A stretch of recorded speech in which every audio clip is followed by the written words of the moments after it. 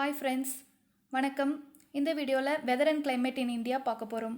So geography of India அப்படிங்கிறதா ஒரு unit கொடுத்துருக்காங்க. ஸோ ஜென்ரல் ஜாகிரஃபி கிடையாது, ஜஸ்ட்டு இந்தியன் ஜாகிரஃபி மட்டும்தான் இருக்குது. ஸோ வெதர் அண்ட் கிளைமேட்டும் இந்தியாவில் மட்டும் நம்ம பார்த்தா போதும். ஓகே, வாங்க வீடியோக்குள்ளே போவோம். Weather Weather is the day-to-day conditions of the atmosphere at any place. It refers to short periods like a day, a week, a month. Weather changes from time to time in a day and one period to the other period in an year. So சிம்பிளாக weather அப்படின்னா என்னென்னு தெரிஞ்சுக்கோங்க. Day to day condition of the atmosphere at any place for a short period of time. ஒரு சின்ன டைமில் ஒரு சின்ன ஏரியாவில் டெய்லி என்ன அட்மாஸ்பியரிக் கண்டிஷன் இருக்கோ அதான் வெதர் அப்படின்னு சொல்லுவோம். அடுத்து climate. Climate is the long term average of weather, typically average over a period of 30 years. Long term like month, year, etcetera. அதாவது வெதர் கண்டிஷன், ஒரு ஏரியாவோட வெதர் கண்டிஷனை ஒரு 30 years எடுத்து அதை ஆவரேஜ் பண்ணி நம்மளுக்கு கிடைக்கிறதா கிளைமேட். ஸோ சன்னி டே, ரெய்னி டே அப்படின்லாம் சொல்லுவோம் இல்லைங்களா, அதெல்லாம் வெதரை குறிக்கிறது. அதுவே சம்மர், வின்டர் அப்படி சொல்லி ஒரு லாங் பெரிய டைமுக்கு நம்ம சொல்லுவோம் இல்லைங்களா. சம்மர் அப்படின்னா ஒரு 3 months இருக்கும், வின்டர் அப்படின்னா ஒரு 3 months இருக்கும். அது மாதிரி நம்ம லாங் டேர்முக்கு சொன்னோம்னா அது climate. The factors affecting the climate. So என்னென்ன ஃபேக்டர்ஸ் கிளைமேட்டை, ஒரு ஏரியாவோட கிளைமேட்டை அஃபெக்ட் பண்ணுதுன்னு பார்ப்போம். ஃபஸ்ட்டு லேட்டிடியூட், அடுத்து ஆல்டிடியூட், அடுத்து distance from the sea, next monsoon wind, அடுத்து relief and finally jet streams. So ஒவ்வொரு ஃபேக்டர்ஸும் எப்படி அஃபெக்ட் பண்ணுதுன்னு பார்ப்போம். latitude. Latitudinally, India lies between 8 degree 4 minutes north and 37 degree 6 minutes north latitudes. The Tropic of Cancer divides the country into 2 equal halves. Okay, so latitude அப்படிங்கிறது east to west போகிறது. So இங்கே கொடுத்துருக்குற லைன்ஸில் இந்த east to west move ஆகி போயிட்டுருக்கு இல்லைங்களா. So இந்த இடத்துலலாம் போகிறது தான் latitude. இதில் இந்தியாவோட northern most point 37 degree 6 minutes north. அதுவே சதர்ன் மோஸ்ட் பாயிண்டில் இங்கே கீழே என்ன வரும் அப்படின்னா 8 degree 4 minutes நார்த். இது எடுத்தோம்னா தெரியும். அடுத்து இந்தியாவை ட்ராபிக் ஆஃப் கேன்சர் 2 ஈக்குவல் ஹாஃப்ஸாக பிரிக்குது. ஸோ இந்த லைன் தான் ட்ராபிக் ஆஃப் கேன்சர், நல்லா பார்த்துக்கோங்க. இந்த லைன் தான் ட்ராபிக் ஆஃப் கேன்சர். இதுதான் இந்தியாவை 2 சைட்ஸாக பிரிக்குது, அதாவது நார்த் இந்தியா, சவுத் இந்தியா அப்படின்னு பிரிக்குது. ஸோ ட்ராபிக் ஆஃப் கேன்சரோட டிகிரி எவ்வளோ அப்படின்னு பார்த்தோன்னா 23.5 degree north. 23.5 degree north. The areas to the south of Tropic of Cancer experiences high temperature and no severe cold season throughout the year, whereas the areas to the north of this parallel enjoy subtropical climate. Here, summer temperature may rise above 40 degrees Celsius and it is close to freezing point during winter.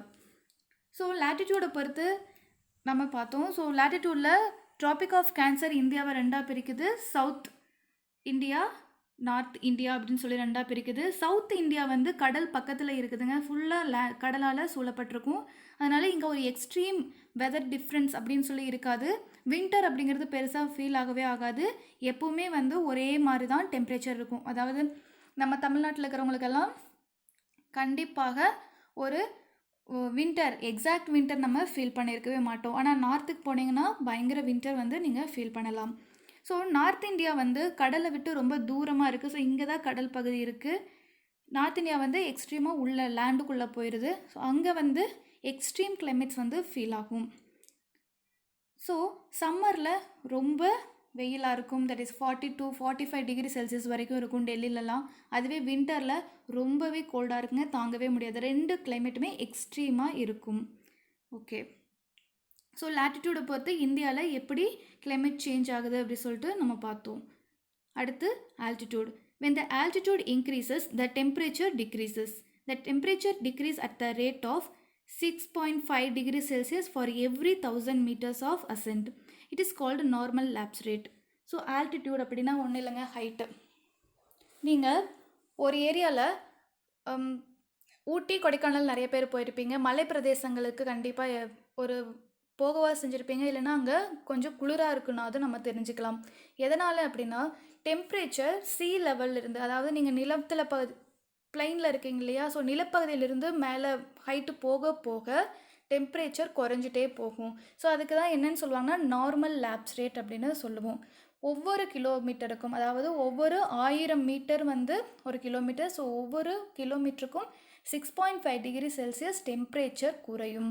அது எங்கே இருந்தாலும் சரி. So இமயமலையில் மேலே போக போக போக பனியாக உருவாகிறதுக்கு காரணம் என்னென்னா, கீழே ஒரு 35 டிகிரி செல்சியஸ் இருக்குதுன்னு வச்சுக்கோங்க, மேலே ஆவரேஜாக 6000 மீட்டர்ஸ் இருக்குது. அதாவது 6 கிலோமீட்டர் வந்து ஹைட் இருக்குது.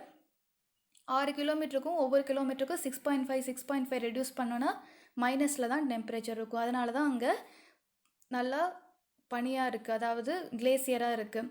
அதுவே நம்ம ஊட்டி கொடைக்கானல்லாம் போனீங்கன்னா தெரியும். ஸோ மேலே போக போக போக நம்ம டெம்பரேச்சர் ரெடியூஸ் ஆகிறத எக்ஸ்பீரியன்ஸ் பண்ணலாம். இது வந்து நம்மளோட அட்மாஸ்பியரிக் கண்டிஷனில் ஒரு பியூட்டிஃபுல்லான ஒரு ஃபினாமினா. ஸோ அதுக்கு பேர் வந்து நார்மல் லேப்ஸ் ரேட். அதுக்கு ஒவ்வொரு கிலோமீட்டருக்கும் 6.5 டிகிரி செல்சியஸ் குறையுது அப்படிங்கிறது மட்டும் நல்லா ஞாபகம் வச்சுக்கோங்க. places in the mountains are cooler than the places on the plains. கண்டிப்பாக. That's why the places located at higher altitude even in South India have cool climate. Ooty and several other hill stations of South India and of the Himalayan ranges like Mussoorie, Shimla etc. are much cooler than the places located on the Great Plains. இப்போ நான் explain பண்ணது உங்களுக்கு புரிஞ்சிருக்கும். So ஒவ்வொரு மலைக்கும் கீழே பிளைன்ஸில் இருந்து நீங்கள் மேலே போக போக டெம்பரேச்சர் குறைஞ்சிட்டே போகும். இந்த பிக்சரில் பாருங்கள், கீழே 23.5 டிகிரி செல்சியஸ் இருக்குது. அதுக்கு மேலே போகிறப்போ 17 டிகிரி செல்சியஸ் அப்படியே குறைஞ்சிருக்கு. 6.5 டிகிரி செல்சியஸ் குறைஞ்சிருக்கு. அதுக்கு மேலே போகிறப்போ இன்னும் 6.5 டிகிரி செல்சியஸ் குறைந்து 10.5 டிகிரி செல்சியஸ் இருக்குது.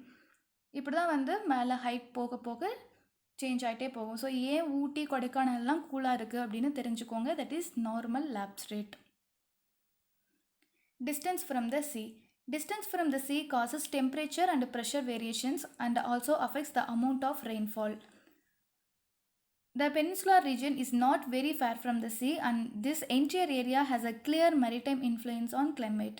Peninsular India doesn't have a very clearly marked winter and the temperature is equable almost throughout the year. So கடல் பக்கத்தில் இருக்கிறத பொறுத்து ஒரு ஏரியாவோட climate சேஞ்ச் ஆகும். கிளைமேட் அண்ட் வெதர் எல்லாமே சேஞ்ச் ஆகும். நீங்கள் பார்த்தீங்கன்னா டெல்லியில் extreme winter extreme summer feel ஆகிறதுக்கு காரணம் என்னென்னா கடல் பக்கத்தில் இல்லை, அந்த மெரிடைம் இன்ஃப்ளூயன்ஸ் அப்படிங்கிறதே கிடையாது. பட் நம்மளோட தமிழ்நாடோ இல்லை கேரளா எடுத்துட்டோம் அப்படின்னா இங்கே எதுவுமே நம்மளுக்கு எக்ஸ்ட்ரீம் கிளைமேட் ஃபீல் ஆகாததுக்கு காரணம் என்னென்னா கடல் பக்கத்தில் இருக்குது. ஸோ ஏதாவது எக்ஸ்ட்ரீமாக இருக்குன்னா, அதாவது வின்டர் எக்ஸ்ட்ரீமாக இருந்தாலும் சரி, சம்மர் எக்ஸ்ட்ரீமாக இருந்தாலும் சரி, கடல்லேருந்து வரக்கூடிய காற்று அதை பேலன்ஸ் பண்ணிக்கும். ஸோ அதனால தான் வந்து கடலுக்கு பக்கத்தில் இருக்கிற இடத்துல எப்போவுமே வந்து நீங்கள் வின்டரோ சம்மரோ ரொம்ப எக்ஸ்ட்ரீமாக ஃபீல் பண்ண முடியாது.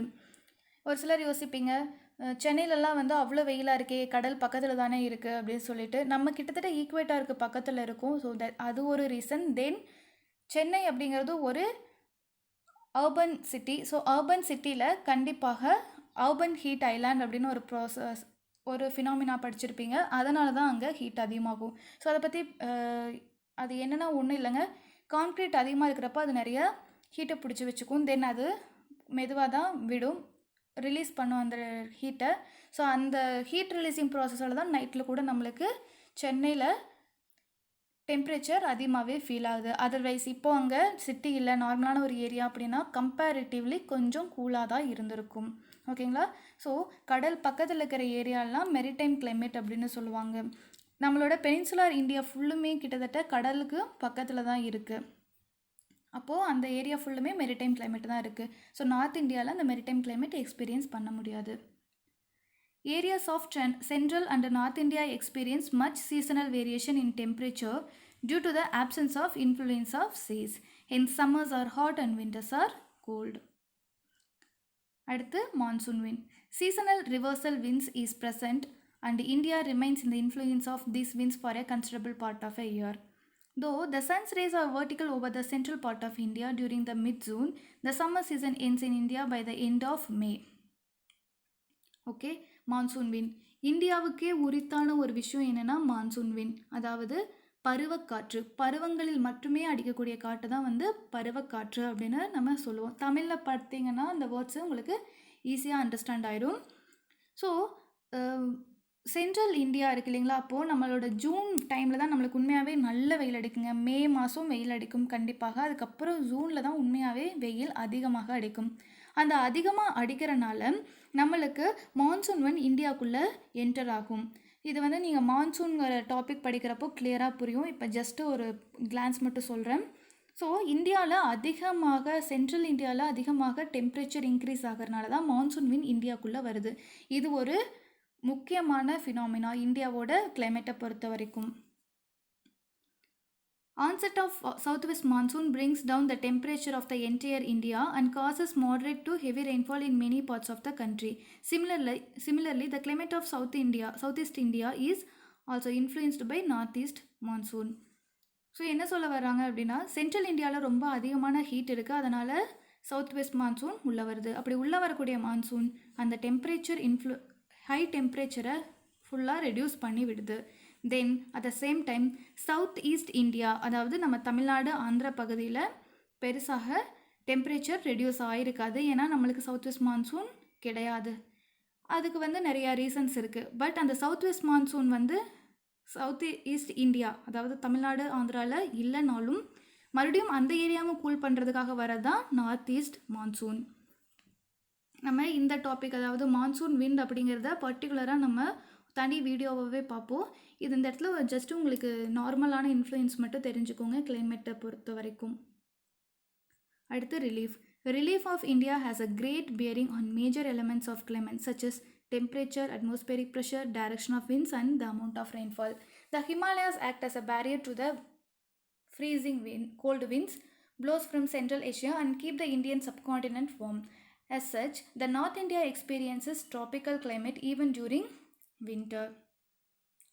ஸோ உலகத்துக்கே வந்து வின்டர் டைம் இருக்கும். அதாவது சைனா, மேலே இருக்கக்கூடிய மங்கோலியா, கோபி டெசர்ட், ரஷ்யா, இங்கே எல்லாமே வந்து வின்டராக இருக்கும். பட் ஆனால் இந்தியா வந்து வின்டர் அவ்வளோ எக்ஸ்பீரியன்ஸ் பண்ணாது. அதுக்கு காரணம் என்ன அப்படின்னா நம்மளோட ரிலீஃப் ஃபீச்சர்ஸ் தான். ஸோ ரிலீஃப் ஃபீச்சர்ஸ் அப்படின்னு எடுத்துகிட்டா முக்கியமாக நம்ம இந்தியாவுக்கு ரொம்ப பாதுகாப்பு அரணாக இருக்கக்கூடியது ஹிமாலயாஸ் ஃபுல் அண்ட் ஃபுல் வந்து ரொம்ப ஆவரேஜாக 6000 மீட்டர் ஹைட் இருக்குது. ஸோ அவ்வளோ ஹைட்டில் மேலே எலும்பி சைனா சைட்லேருந்து இந்தியாவுக்குள்ளே வின்டர் வின்ஸ் வந்து வர முடியாது. அதாவது இந்த பனிக்காற்று அப்படிங்கிறது வர முடியாது. அதனால தான் நம்ம இந்தியாவில் உலகத்திலேயே அதிகமாக வின்டர் டைம் இருந்தாலும் நம்மளுக்கு அந்த அளவுக்கு பெருசாக வின்டர் எக்ஸ்பீரியன்ஸ் பண்ண முடியறதில்ல.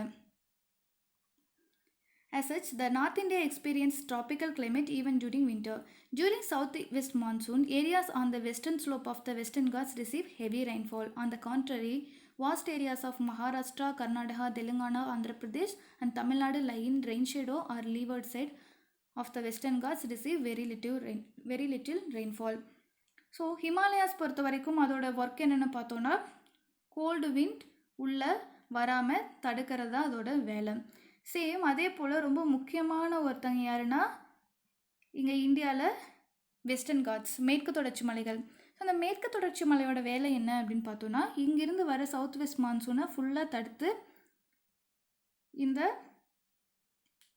வெஸ்டர்ன் காட்ஸோட வெஸ்டர்ன் சைட்ஸில் ஃபுல்லும் மழை வர வச்சுருங்க. ஃபுல்லும் இந்த இடத்துல தான் மழை வரும். அதுவே வெஸ்டர்ன் காட்ஸோட ஈஸ்டர்ன் சைடு இந்த ஏரியா இருக்குது இல்லைங்களா, ஸோ இங்கே வந்து மழை வராது, லீவர்ட் சைடுன்னு சொல்லுவோம்.